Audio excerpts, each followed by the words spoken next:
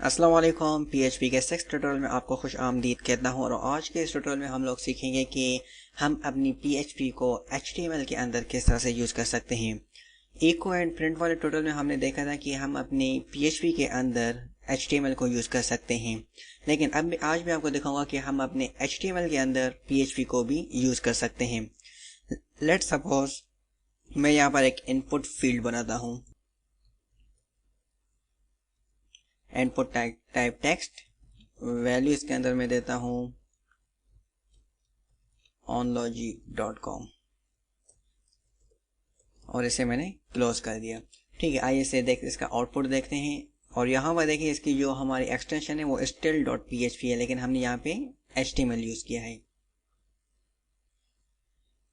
और ये देखिए हमारे पास एक इनपुट टाइप एक टेक्स्ट बॉक्स बन चुका है और इसके अंदर हमारी जो वैल्यू है onlogy.com आ चुकी है और ये एडिटेबल है। अब फॉर एग्जांपल हमारे पास कभी कभी ऐसे होता है कि हम जो है यूज़र से वैल्यू लेते हैं एंड देन हम उसे प्रिंट करवाना चाहते हैं। वो अगर हमें करना हो तो हम किस तरह से करेंगे। तो आइए पहले हम PHP लिखते हैं एंड अज्यूम करते हैं कि यही टेक्स्ट हमें जो है हमने यूज़र से इनपुट में लिया है। अब अगर हमें इसको कॉल करना है या इसे हमें HTML में एम्बेड करना है तो वो हम किस तरह से करेंगे। मैं इसे यहाँ से इसे हटा रहा हूँ एंड देन यहाँ पर मैं PHP की सिमिलरली टैग यूज़ करूँगा एंड देन इसे क्लोज करूँगा एंड देन इसके अंदर मैं इको करूँगा अपने टेक्स्ट को एंड देन सेमीकोलन दे के एंड ऑफ लाइन कर दूंगा।